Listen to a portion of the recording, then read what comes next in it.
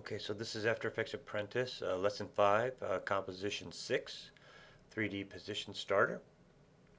When you open it up, this is what it'll look like. And the first thing that we are going to do is animate position.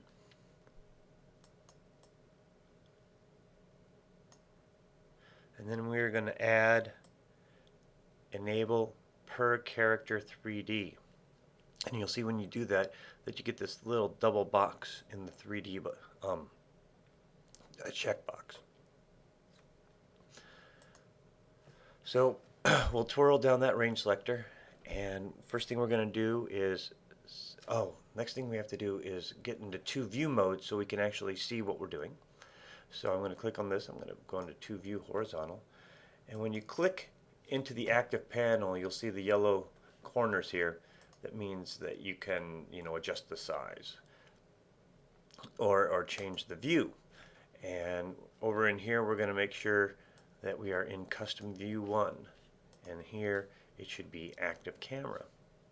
Okay, so now we're going to zero out in the timeline, and we're going to set our positions. It's going to be 0, the X is 0, the Y is minus 75, and the Z is minus 350, which pushes it towards the lens in the Z axis. Now we're going to keyframe start 0 at 0 seconds, slide down to 2 seconds, and we will set it at 100%. And now when we scrub down the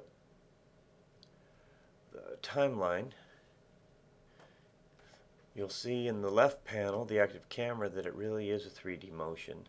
But on the right is what it's going to look like when we render it, because that's the active camera. And lastly, we are going to add the property opacity and set that to 0 so that our text disappears at its starting position. We'll return to 1 view,